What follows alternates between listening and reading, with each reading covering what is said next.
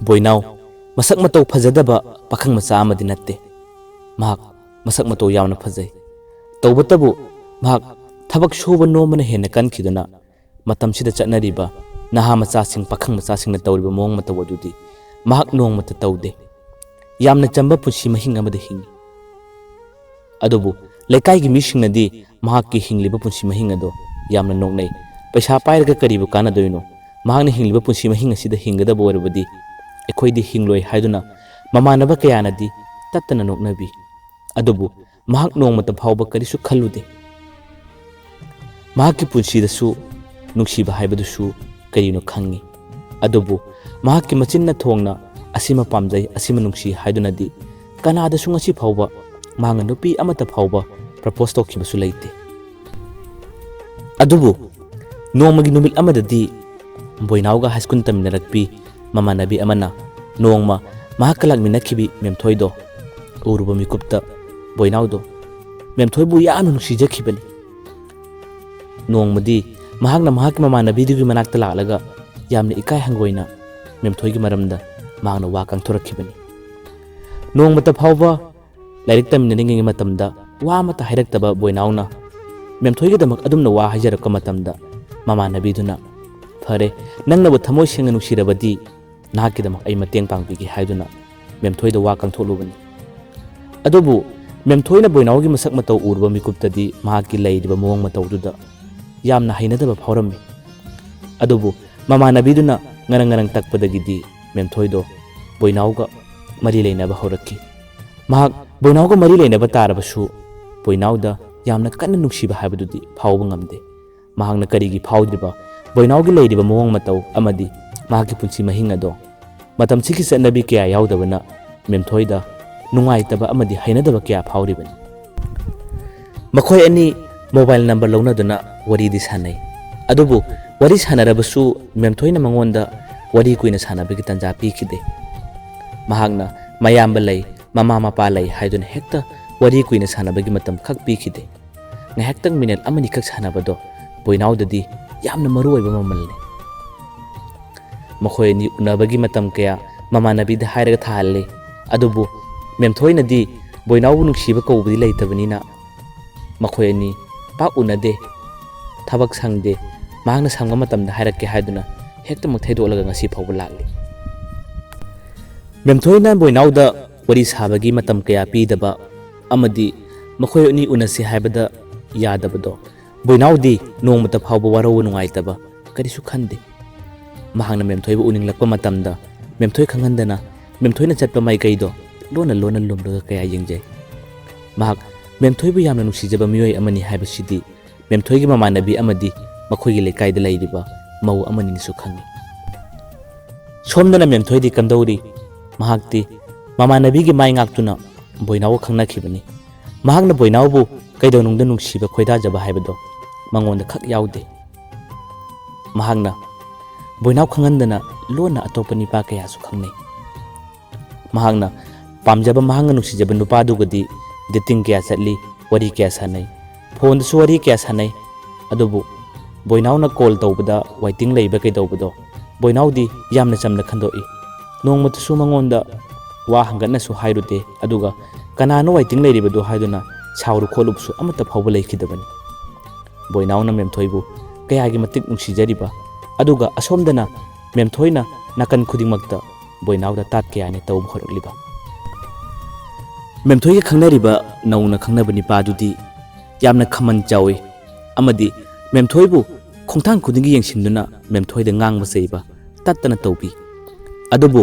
memthoina di nauna khangnabani pado mahangna nusijaba nipa oibanina nipaduna haidiba makai mahak innaba amadi nipaduna ngangdanaba seidanabadi kan honajari adubu yamna toina khongthang khudingi yengsilakpa amadi mahakpu yamna khaman jawba mawongda thina ngang maserapka matawado memthoisu tapna warauba saurakpa kaya mahaka nauna khangnariba nipauda phawba horakhibani yaoshang matam yorakpa matamdasu yaoshang thaban chongge hairuba matamdasu nipaduna mangonda thina chairakpa amadi mahakpu mahaki nupi dauna yamna kanba wa kaya ngalakpa matawdo memthoido tapna warauba kaya adi phawrakhibani Memthoi khoi gi mamanai bising punna Yaoshang mai thabu namitta Thabal ama chongsi haiduna makhoi punna wa lepnare makhoina Thabal gi damak paisa donation tawba khorakpada memthoi ga nongna khangnari bani pa aduna Thabal chongba yaroi aduga nahak Yaoshang phawbu thokpa yaroi haiduna memthoi da cheirakpadagi memthoi do nipa adubu kijabana mahak Thabal chongba yaroi haiduna mamanai bising da hairakibani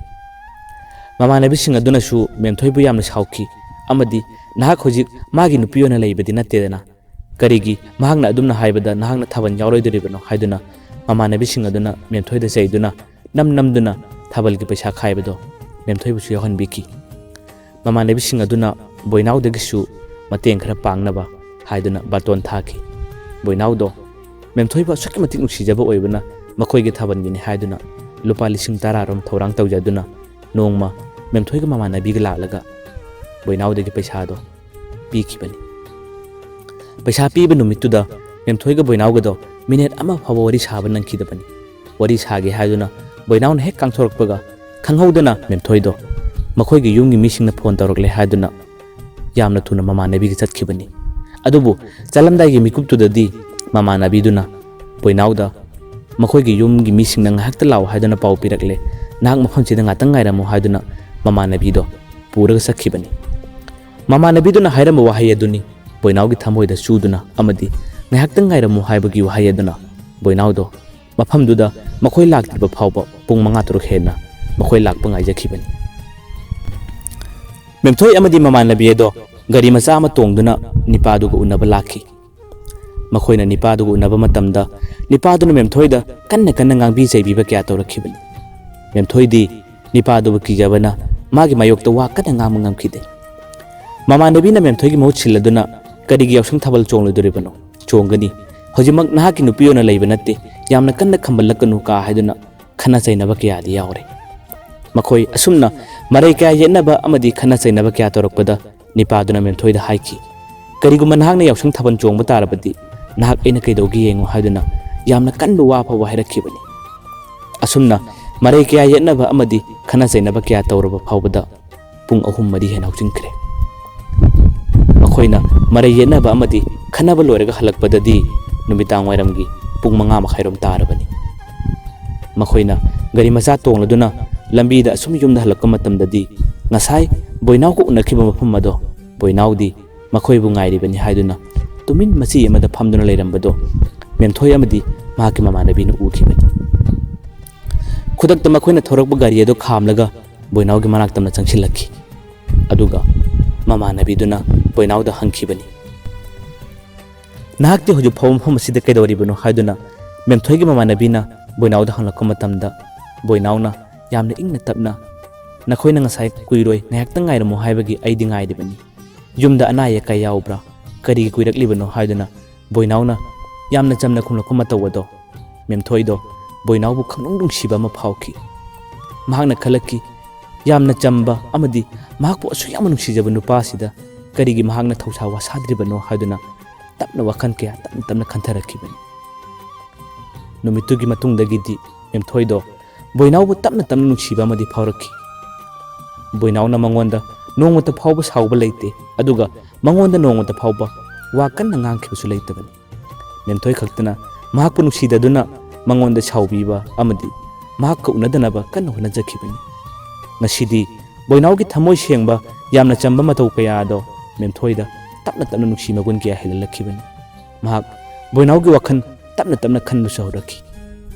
adubu asomdasu mahak khana jakhiba nipa ama leibana mahak hojikti nungani gi marakta hawirakhi adubu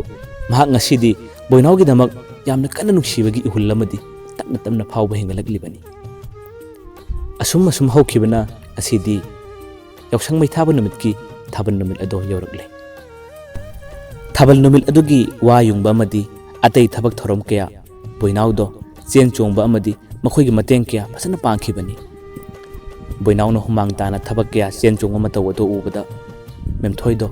boinau bu lumla ki jengjakhi aduga kariguma mikuptasu khangaudana mahaki mamittagi mapi sintharakibani ngasidi memthoi se boinau bu yamnu nungsijaba miyoi amadi oirakhi Thabal numit adugi numidang yorakle boinau di Thabal chongba hidabana ꯃꯈꯣꯏꯅ ꯆꯣꯡꯕ ꯊꯥꯕꯜ ꯑꯗꯣ ꯍꯦꯛ ꯍꯧꯕꯗꯒꯤ ꯃꯤꯠ ꯀꯨꯞꯇꯅ ꯑꯁꯨꯝ ꯃꯇꯥꯏ ꯑꯃꯗ ꯂꯦꯞꯂꯒ ꯌꯦꯡꯖꯈꯤꯕꯅꯤ꯫ ꯄꯨꯡ 10 ꯃꯈꯥꯏ ꯑꯗꯨꯋꯥꯏ ꯇꯥꯔꯛꯄ ꯃꯤꯀꯨꯞꯇꯗꯤ ꯃꯦꯝꯊꯣꯏꯅ ꯏꯊꯥ ꯊꯥꯖꯗꯅ ꯕꯣꯏꯅꯥꯎꯕꯨ ꯊꯥꯕꯜ ꯆꯣꯡꯁꯤꯜꯂꯥꯎ ꯍꯥꯏꯗꯨꯅ ꯈꯨꯠ ꯈꯜꯂꯒ ꯀꯧꯁꯤꯜꯂꯛꯈꯤꯕꯅꯤ꯫ ꯕꯣꯏꯅꯥꯎꯗꯣ ꯃꯦꯝꯊꯣꯏꯅ ꯀꯧꯁꯤꯜꯂꯛꯄ ꯃꯤꯀꯨꯞꯇꯗꯤ ꯃꯍꯥꯛ ꯍꯔꯥꯎꯕꯅ ꯈꯝ ꯊꯦꯡꯈꯤ ꯑꯃꯗꯤ ꯃꯈꯣꯏ ꯑꯅꯤ ꯔꯥꯎꯜ ꯑꯃꯅꯤꯗꯤ ꯊꯥꯕꯜ ꯀꯌꯥ ꯆꯣꯡꯃꯤꯟꯅꯈꯤ꯫ ꯊꯥꯕꯜ ꯆꯣꯡꯂꯤꯉꯩꯒꯤ ꯃꯤꯀꯨꯞ ꯑꯗꯨꯗ ꯃꯦꯝꯊꯣꯏꯅ ꯌꯥꯝꯅ ꯊꯥꯖꯗꯕ ꯋꯥꯍꯩ ꯑꯃꯈꯛ ꯍꯥꯏꯔꯛꯈꯤ꯫ ꯀꯔꯤ ꯍꯥꯏꯔꯛꯂꯤꯕ? ꯃꯦꯝꯊꯣꯏꯅ ꯑꯁꯨꯝꯅ ꯍꯥꯏꯔꯛꯈꯤ, ꯍꯌꯦꯡ ꯄꯤꯖꯒꯥꯔꯤ ꯅꯨꯃꯤꯠ ꯑꯁꯦ ꯅꯪꯒ ꯑꯩꯒ ꯑꯃꯨꯛꯇꯪ ꯎꯅꯁꯤ꯫ ꯄꯨꯡ 10 ꯑꯗꯨꯋꯥꯏꯗ ꯅꯪ ꯈꯔ ꯉꯟꯅ ꯂꯥꯛꯎꯀꯣ꯫ ꯋꯥꯍꯩ ꯑꯗꯨ ꯇꯥꯕꯗ ꯕꯣꯏꯅꯥꯎꯗꯣ ꯍꯔꯥꯎꯕꯅ ꯈꯝ ꯊꯦꯡꯈꯤ꯫ ꯀꯔꯤꯒꯤ ꯍꯔꯥꯎꯔꯤꯕ? ꯑꯁꯨꯛ ꯀꯨꯏꯅ ꯈꯪꯅꯔꯛꯄꯗ ꯅꯣꯡꯃꯇ ꯃꯦꯝꯊꯣꯏꯅ ꯃꯉꯣꯟꯗ ꯋꯥꯔꯤ ꯁꯥꯟꯅꯁꯤ ꯎꯅꯁꯤ ꯍꯥꯏꯕꯁꯦ ꯃꯍꯥꯛꯀꯤ ꯅꯥꯀꯣꯡꯗ ꯑꯃꯨꯛ ꯐꯥꯎ ꯇꯥꯗ꯭ꯔꯤ꯫ ꯑꯗꯨꯒ ꯃꯍꯥꯛꯅ ꯃꯦꯝꯊꯣꯏꯗ ꯎꯅꯁꯤ ꯍꯥꯏꯔꯨꯕ ꯃꯇꯝꯗꯁꯨ ꯊꯕꯛ ꯁꯪꯗꯦ, ꯃꯍꯥꯛ ꯌꯨꯝꯒꯤ ꯃꯤꯁꯤꯡ ꯂꯩ ꯍꯥꯏꯗꯨꯅ ꯑꯃꯨꯛꯇ ꯐꯥꯎꯕ ꯌꯥꯔꯛꯈꯤꯗꯕꯅꯤ꯫ ꯑꯁꯨꯝꯅ ꯊꯥꯖꯗꯅ ꯃꯦꯝꯊꯣꯏꯅ ꯃꯉꯣꯟꯗ ꯎꯅꯁꯤ ꯋꯥꯔꯤ ꯁꯥꯟꯅꯁꯤ ꯍꯥꯏꯔꯛꯄ ꯃꯤꯀꯨꯞ ꯑꯗꯨꯗꯗꯤ ꯕꯣꯏꯅꯥꯎꯗꯣ ꯍꯔꯥꯎꯕꯅ ꯈꯝ ꯊꯦꯡꯈꯤ꯫ ꯃꯍꯥꯛ ꯊꯥꯕꯜ ꯉꯥꯏꯍꯥꯛꯇꯪ ꯆꯣꯡꯂꯕ ꯃꯇꯨꯡꯗ ꯄꯨꯡ 12 ꯑꯗꯨꯋꯥꯏ ꯇꯥꯔꯛꯄꯗꯗꯤ ꯃꯍꯥꯛ ꯊꯦꯡꯂꯦ, ꯅꯈꯣꯏ ꯊꯥꯕꯜ ꯆꯣꯡꯕ ꯂꯣꯏꯔꯒ ꯌꯨꯝꯗ ꯐꯖꯅ ꯆꯪꯉꯨ ꯍꯥꯏꯔꯝꯂꯒ ꯕꯣꯏꯅꯥꯎꯗꯣ ꯌꯨꯝꯗ ꯆꯠꯂꯒꯦ ꯍꯥꯏꯗꯨꯅ ꯍꯜꯂꯛꯈꯤꯕꯅꯤ꯫ ꯃꯍꯥꯛ ꯌꯨꯝ ꯌꯧꯔꯕ ꯐꯥꯎꯕ ꯃꯍꯥꯛ ꯇꯨꯝꯕ ꯌꯥꯈꯤꯗꯦ꯫ ꯃꯦꯝꯊꯣꯏꯅ ꯍꯥꯏꯔꯛꯈꯤꯕ ꯋꯥꯍꯩ ꯑꯗꯣ ꯃꯍꯥꯛꯀꯤ ꯅꯥꯀꯣꯡꯗ ꯑꯁꯨꯃꯛ ꯅꯤꯟꯗꯨꯅ ꯂꯩꯔꯤ꯫ ꯃꯍꯥꯛ ꯅꯨꯃꯤꯗꯥꯡꯗꯨꯃ ꯑꯁꯨꯝ ꯇꯨꯝꯕ ꯌꯥꯈꯤꯗꯦ꯫ ꯃꯍꯥꯛ ꯅꯣꯡꯉꯥꯜꯍꯟꯅꯤꯡꯕ ꯑꯃꯗꯤ ꯍꯌꯦꯡꯒꯤ ꯄꯨꯡ 10 ꯑꯁꯦ ꯉꯥꯏꯕꯗ ꯑꯁꯨꯛꯀꯤ ꯃꯇꯤꯛ ꯋꯥꯈꯤꯕꯅꯤ꯫ ꯑꯗꯨꯕꯨ ꯋꯥꯈꯜ ꯈꯟꯅ ꯈꯟꯅ ꯃꯍꯥꯛ ꯀꯔꯝꯕ ꯃꯇꯝꯗ ꯇꯨꯝꯊꯈꯤꯕꯅꯣ ꯍꯥꯏꯕꯗꯨꯗꯤ ꯈꯪꯗ꯭ꯔꯦ꯫ ꯅꯣꯡꯉꯥꯜꯂꯛꯄ ꯃꯇꯝꯗꯗꯤ ꯄꯨꯡ 8 ꯂꯣꯝꯗꯤ ꯇꯥꯁꯤꯟꯈ꯭ꯔꯦꯗꯣ꯫ ꯕꯣꯏꯅꯥꯎꯅ ꯇꯨꯝꯕ ꯍꯦꯛ ꯍꯧꯒꯠꯂꯛꯄꯒ ꯕꯣꯏꯅꯥꯎꯒꯤ ꯃꯃꯥꯟꯅꯕ ꯑꯃꯅ ꯕꯣꯏꯅꯥꯎꯗ ꯀꯣꯜ ꯇꯧꯔꯛꯈꯤ, ꯑꯗꯨꯒ ꯃꯦꯝꯊꯣꯏ ꯆꯦꯟꯈꯤꯕꯒꯤ ꯋꯥꯔꯤ ꯁꯥꯔꯛꯈꯤꯕꯅꯤ꯫ ꯕꯣꯏꯅꯥꯎꯗꯣ ꯃꯃꯥꯟꯅꯕꯅ ꯑꯗꯨꯝꯅ ꯋꯥꯔꯤ ꯁꯥꯔꯛꯄ ꯃꯇꯝꯗꯗꯤ ꯑꯍꯥꯟꯕ ꯃꯤꯀꯨꯞꯇꯗꯤ ꯃꯍꯥꯛ ꯊꯥꯖꯈꯤꯗꯦ꯫ ꯃꯍꯥꯛꯅ ꯃꯦꯝꯊꯣꯏꯗ ꯀꯣꯜ ꯇꯧꯔꯨꯕ ꯃꯤꯀꯨꯞꯇꯗꯤ ꯃꯦꯝꯊꯣꯏꯒꯤ ꯅꯝꯕꯔ ꯑꯗꯣ ꯁ꯭ꯋꯤꯆ ꯑꯣꯐ ꯂꯩꯔꯝꯈꯤꯕ, ꯑꯃꯗꯤ ꯃꯦꯝꯊꯣꯏꯒꯤ ꯃꯃꯥꯟꯅꯕꯤꯗ ꯑꯃꯨꯛ ꯀꯣꯜ ꯇꯧꯔꯨꯕ ꯃꯤꯀꯨꯞꯇꯗꯤ ꯃꯃꯥꯟꯅꯕꯤꯗꯨꯅ ꯐꯣꯟ ꯄꯥꯏꯔꯛꯈꯤꯗꯕ, 3-4ꯔꯛ ꯍꯟꯖꯤꯟ ꯍꯟꯖꯤꯟ ꯇꯧꯔꯨꯕ ꯃꯤꯀꯨꯞꯇꯗꯤ ꯃꯃꯥꯟꯅꯕꯤꯗꯨꯅ ꯐꯣꯟ ꯄꯥꯏꯔꯛꯄ, ꯑꯃꯗꯤ ꯃꯦꯝꯊꯣꯏꯒꯤ ꯃꯔꯝꯗ ꯄꯥꯎ ꯇꯥꯔꯤꯕꯁꯤ ꯆꯨꯝꯕ꯭ꯔꯥ ꯍꯥꯏꯔꯨꯕ ꯃꯤꯀꯨꯞꯇꯗꯤ ꯃꯦꯝꯊꯣꯏ ꯆꯦꯟꯈꯤꯕꯗꯣ ꯋꯥ ꯑꯆꯨꯝꯕ ꯑꯣꯏꯔꯝꯕꯗꯗꯤ ꯕꯣꯏꯅꯥꯎꯗꯣ ꯃꯍꯥꯛꯀꯤ ꯀꯣꯛꯊꯛꯇ ꯕ꯭ꯔꯖ ꯑꯃ ꯇꯥꯕꯒꯨꯝ ꯆꯞ ꯃꯥꯟꯅꯈꯤ꯫ ꯕꯣꯏꯅꯥꯎ ꯃꯍꯥꯛꯀꯤ ꯃꯈꯨꯠꯇꯒꯤ ꯀꯔꯝꯕ ꯃꯤꯀꯨꯞꯇ ꯐꯣꯟ ꯇꯥꯈꯤꯕꯅꯣ ꯍꯥꯏꯕ ꯈꯪꯈꯤꯗꯦ꯫ ꯃꯍꯥꯛ ꯊꯃꯣꯏ ꯁꯣꯛꯅ ꯀꯞꯄ ꯍꯧꯔꯛꯈꯤꯕꯅꯤ꯫ ꯃꯍꯥꯛ ꯈꯛ ꯊꯥꯖꯈꯤꯗꯦ ꯉꯔꯥꯡ ꯅꯨꯃꯤꯗꯥꯡ ꯆꯣꯡꯃꯤꯟꯅꯈꯤꯕ ꯊꯥꯕꯜ ꯑꯗꯨꯅ ꯅꯨꯄꯤꯗꯨꯅ ꯃꯉꯣꯟꯗ ꯍꯥꯏꯔꯝꯈꯤꯕ ꯑꯃꯗꯤ ꯉꯁꯤꯒꯤ ꯄꯨꯡ 10 ꯑꯁꯤꯗ ꯃꯈꯣꯏ ꯑꯅꯤ ꯎꯅꯁꯦ ꯍꯥꯏꯔꯝꯈꯤꯕ ꯋꯥꯍꯩ ꯀꯌꯥꯗꯣ ꯃꯍꯥꯛꯀꯤ ꯅꯥꯀꯣꯡꯗ ꯇꯠꯇꯅ ꯁꯤꯡꯖꯥ ꯌꯩꯗꯨꯅ ꯂꯩꯔꯤ꯫ ꯃꯦꯝꯊꯣꯏꯅ ꯑꯁꯨꯝꯅ ꯃꯍꯥꯛꯄꯨ ꯊꯥꯗꯣꯛꯇꯨꯅ ꯑꯇꯣꯞꯄ ꯅꯤꯄꯥꯗ ꯆꯦꯟꯈꯤꯅꯤ ꯍꯥꯏꯕꯁꯦ ꯕꯣꯏꯅꯥꯎ ꯈꯛ ꯊꯥꯖꯈꯤꯗꯕꯅꯤ꯫ ꯑꯗꯨꯕꯨ ꯀꯔꯤ ꯎꯄꯥꯏ ꯂꯩ, ꯃꯈꯣꯏ ꯑꯅꯤ ꯂꯥꯏꯕꯛ ꯇꯤꯟꯅꯗꯕꯒꯤꯅꯤ꯫ ꯕꯣꯏꯅꯥꯎꯗꯣ ꯆꯥꯕ ꯊꯛꯄ ꯌꯥꯈꯤꯗꯦ꯫ ꯃꯃꯥꯟꯅꯕ ꯀꯌꯥꯗꯤ ꯄꯤꯖꯒꯥꯔꯤ ꯅꯨꯃꯤꯠ ꯑꯗꯨꯗꯒꯤ ꯍꯧꯗꯨꯅ ꯌꯥꯎꯁꯪ ꯀꯌꯥ ꯊꯣꯛꯈꯤ, ꯑꯃꯗꯤ ꯌꯥꯎꯁꯪꯒꯤ ꯅꯨꯡꯉꯥꯏꯕ ꯋꯥꯔꯤ ꯀꯌꯥ ꯃꯊꯪ ꯁꯥꯟꯅꯈꯤ꯫ ꯑꯗꯨꯕꯨ ꯕꯣꯏꯅꯥꯎꯒꯤ ꯑꯣꯏꯅꯗꯤ ꯌꯥꯎꯁꯪꯒꯤ ꯅꯨꯡꯉꯥꯏꯖꯕ ꯍꯥꯏꯕꯗꯣ ꯌꯥꯎꯁꯪ ꯃꯩ ꯊꯥꯕ ꯅꯨꯃꯤꯠ ꯑꯗꯨꯒꯤ ꯅꯨꯃꯤꯗꯥꯡꯒꯤ ꯄꯨꯡ 10:30 ꯑꯗꯨꯗ ꯃꯦꯝꯊꯣꯏꯅ ꯃꯉꯣꯟꯗ ꯍꯥꯏꯔꯝꯈꯤꯕ ꯋꯥꯍꯩ ꯑꯗꯨ ꯈꯛꯇꯅ ꯑꯣꯏꯈꯤ꯫ ꯕꯣꯏꯅꯥꯎꯗꯣ ꯉꯁꯤꯗꯤ ꯆꯥꯛ ꯆꯥꯔꯦ ꯆꯥꯐꯝ ꯈꯪꯗꯦ, ꯆꯥꯛ ꯆꯥꯕ ꯃꯇꯝꯗ ꯄꯤꯒ ꯆꯥꯛꯀ ꯇꯣꯠꯂꯒ ꯆꯥꯈꯤꯕ ꯃꯤꯑꯣꯏ ꯍꯥꯏꯕꯗꯣ ꯕꯣꯏꯅꯥꯎ ꯑꯣꯏꯈꯤꯕꯅꯤ꯫ ꯑꯗꯨꯕꯨ ꯃꯦꯝꯊꯣꯏ ꯆꯦꯜꯂꯕ ꯃꯇꯨꯡꯗ ꯃꯦꯝꯊꯣꯏꯅ ꯃꯉꯣꯟꯗ ꯍꯥꯏꯅꯤꯡꯕ ꯋꯥꯍꯩ ꯀꯌꯥ ꯑꯃ ꯂꯩꯔꯝꯕꯗꯤ ꯌꯥꯏ, ꯑꯗꯨꯕꯨ